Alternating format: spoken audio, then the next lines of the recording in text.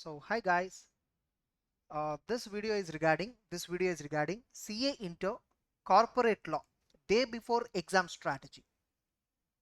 Already you can find other laws related day before strategy. What are the topics that you must look into at first, and what topics you need to look at last? Like you can give them as a second priority topics.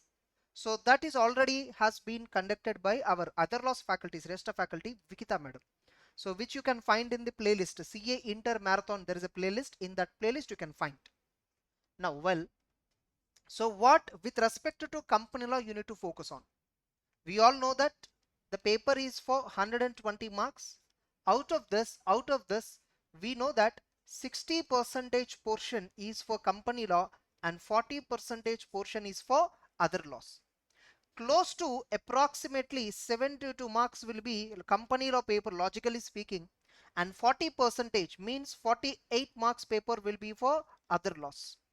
Now for this 48 marks other laws, what is the strategy that you should follow? Which chapters that you need to read at first?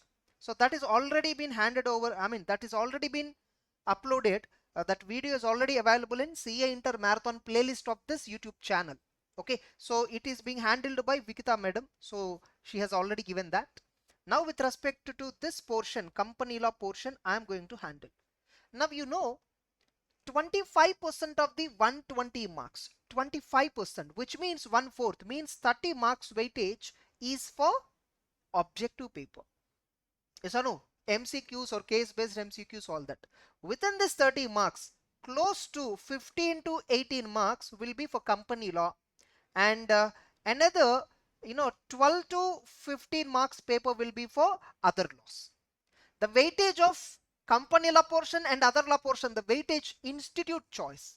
But as a whole 120, other laws will be tested maximum for 48 marks and company law will be tested maximum for 72 marks. That's a maximum. The first point. Now, sir, in company law, like let's once have a look at the syllabus that we are having. So it's a 60 marks weightage. We totally have in company law 10 chapters. Exactly, we have 10 chapters in the ICA, and this is the order of the syllabus as per ICA material as well. This is the order. Now you see, we have a chapter called preliminary. We have a chapter called incorporation, prospectus, share capital and debenture, and deposits, charges, M&A, management and administration, which is also popularly called as meetings chapter, and dividends, accounts of companies, and audit and auditors. In all these chapters, I will give you first priority chapters which you must read at first. Remaining, give it second priority.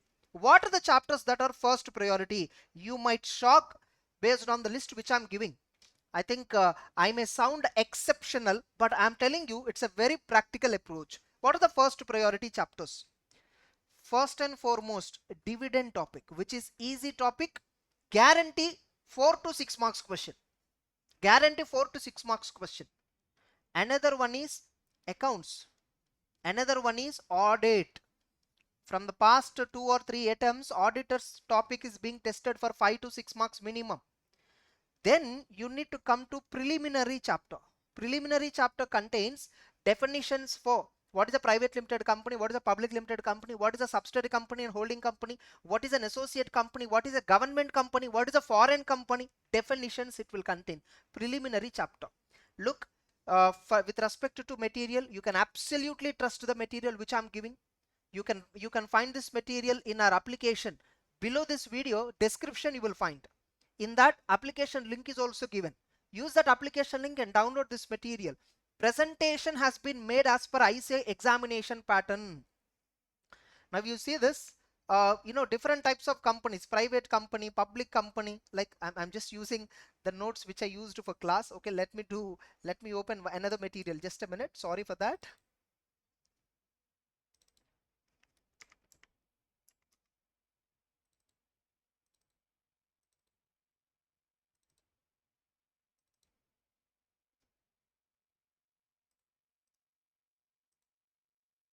Just a minute.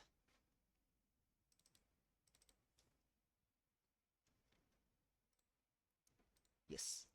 So this is the actual material which I generally use. So this is the material which I'm using. My material has been divided into totally 3 modules, module 1, 2 and 2a. If you check, this is module 2. In this we have given 3 chapters. Module 2a, management and administration. Right now it was not readily available. For my students as well, management and administration, I asked them to refer icai material. But for rest of the chapters, we made our material to match with icai standards.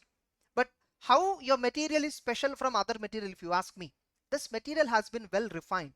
You see, every keyword has been properly underlined. Remember, this is how you need to present in exam as well. Whatever you're reading here from this material, especially my students, you can exactly present in the same manner in the examination.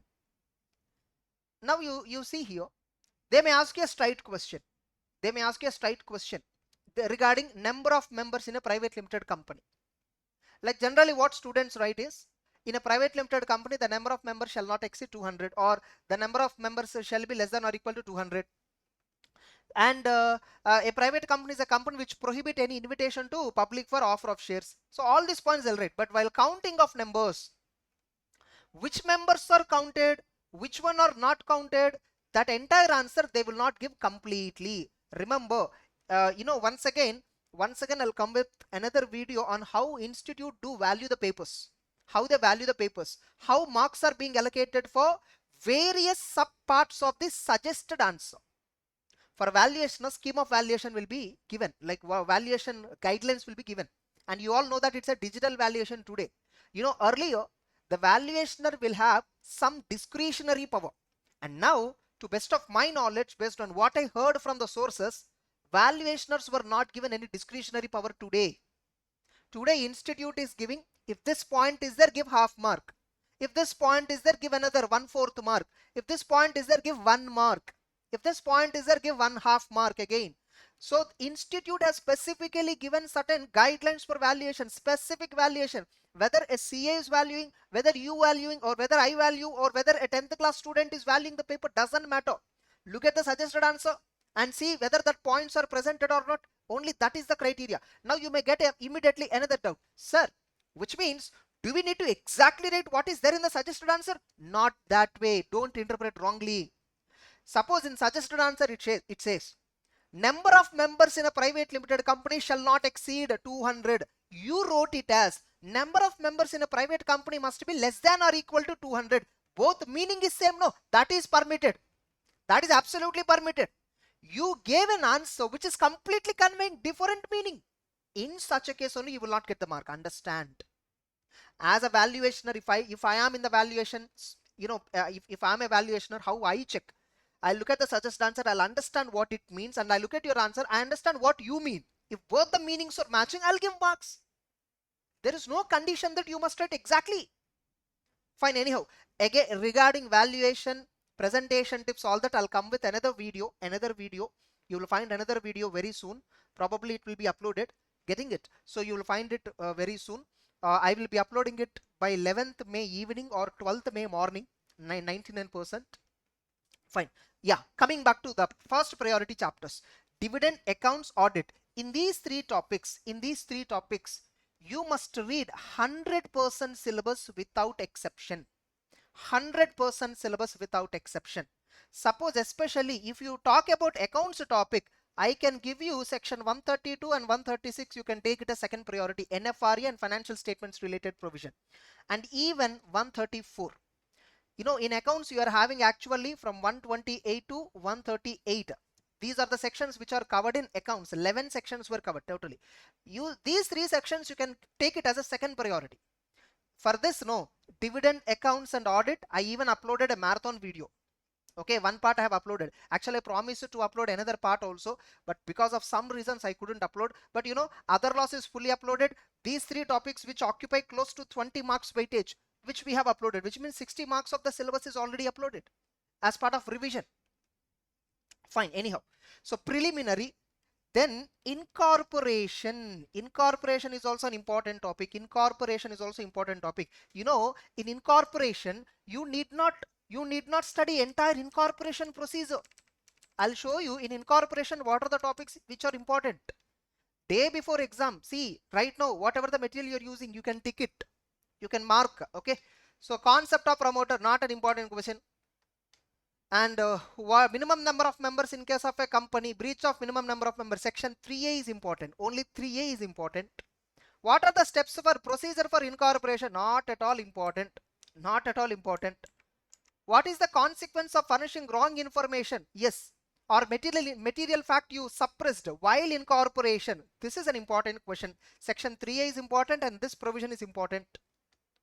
Then one person company concept is again important.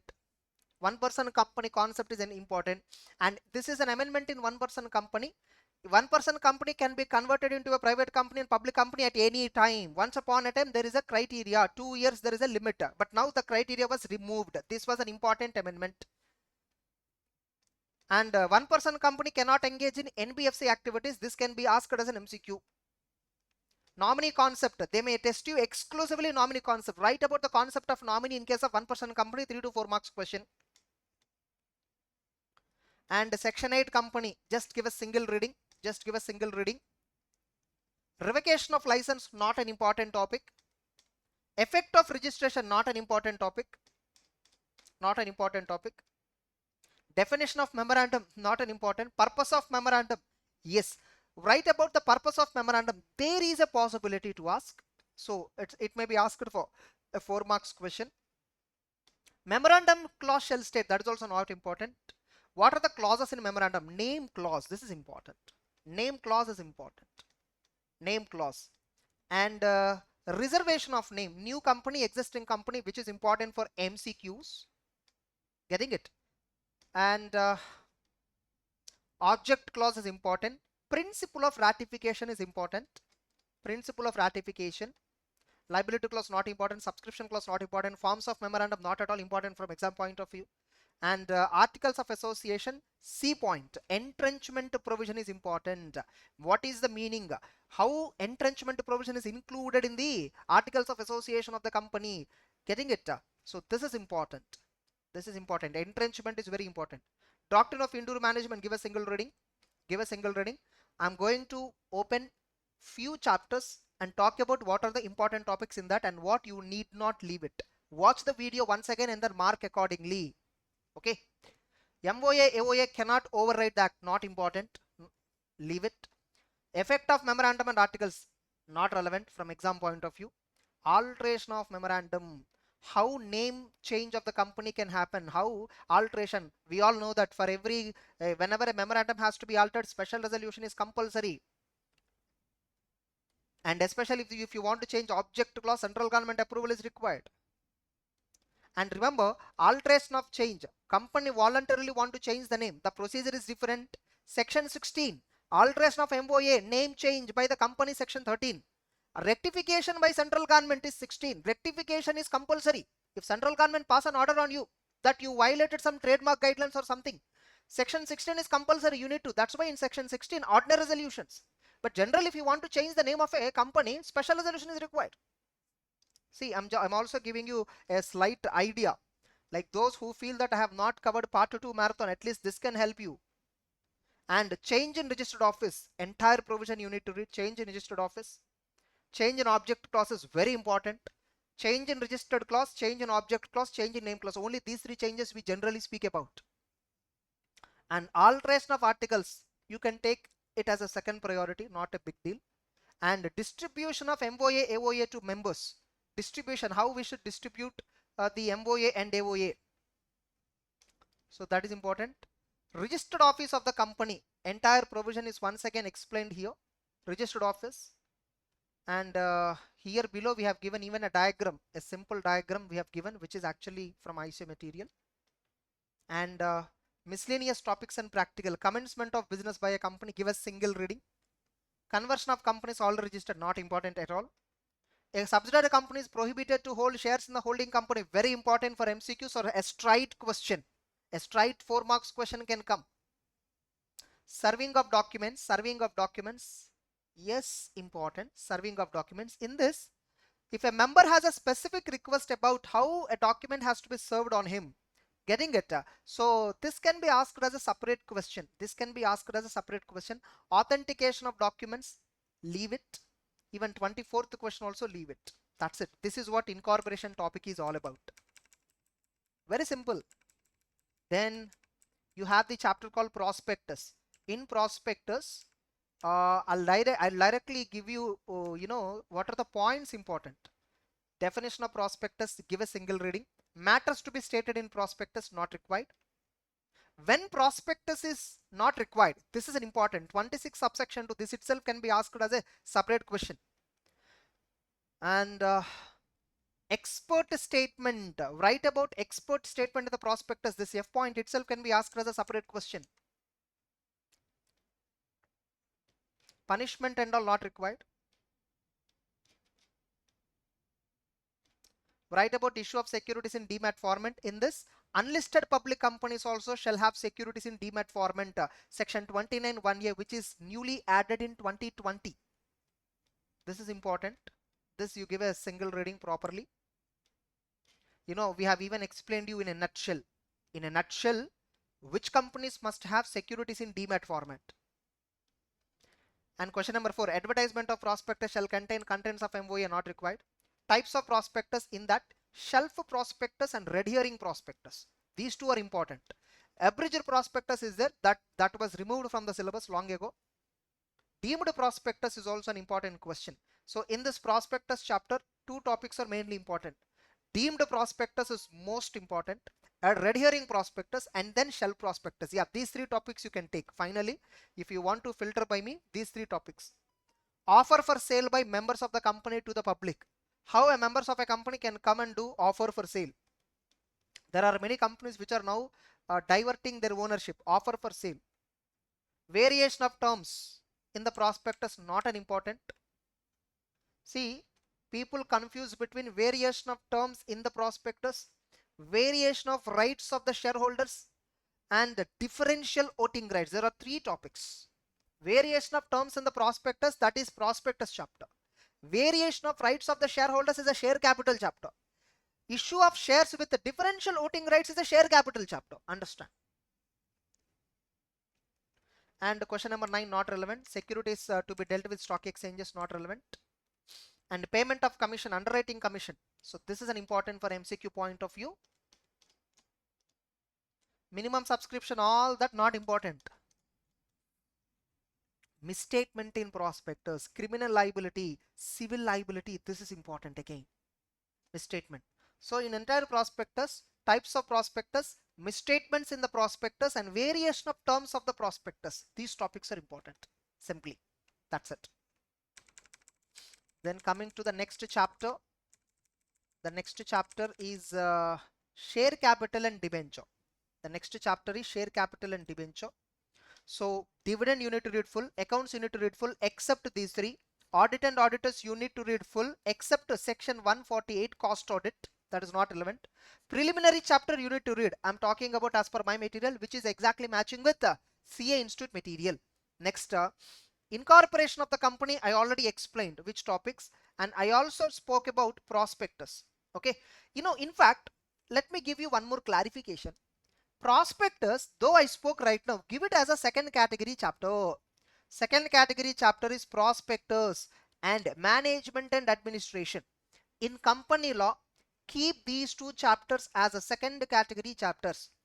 Other laws, NI Act, keep it under second category chapter. Sir, what do you mean by a second category chapter? These chapters you need to read at last, only when you have time, after finishing all other first category chapters. All other first category chapters if you finish, then come and read second category. Now the order, once again I'll go with, first and foremost that you need to read dividend topic. Then you need to read accounts of company. Then you need to read audit and auditors provision, audit and auditors. Then you need to read the chapter called incorporation. Then preliminary chapter, anything, any ulta, okay? Preliminary, any order you can read. Then you need to read which chapter, deposits, then charges. Sir, everybody says share capital chapter debentures is very important. I'm telling you, share capital debentures all put together, entire share capital and debentures chapter put together will be equal to these three chapters. will be equal to these three. Deposits, no doubt 4 marks question guarantee. Charges, no doubt 4 marks question guarantee. In this 4 marks is guarantee. 12 marks question is guarantee from these three. Preliminary chapter is relevant for definitions, MCQs, all that. Getting it? Now, second category chapter in company law, management, second category chapter also I'll give order. In which order you need to read second category chapter? Prospectus you need to read it first. Share capital and debentures you need to read it second. And finally, if you still have time, go with management and administration. So this is how you need to cover. This is how you need to cover. And accounts of companies, section 132, 136, 134. These three sections you can give second priority. Deposits 100% you need to read. Charges you need to read 100%. Small chapters, but damn sure a question will come. Whereas prospectus, share capital, and these three chapters, you can do a selective preparation.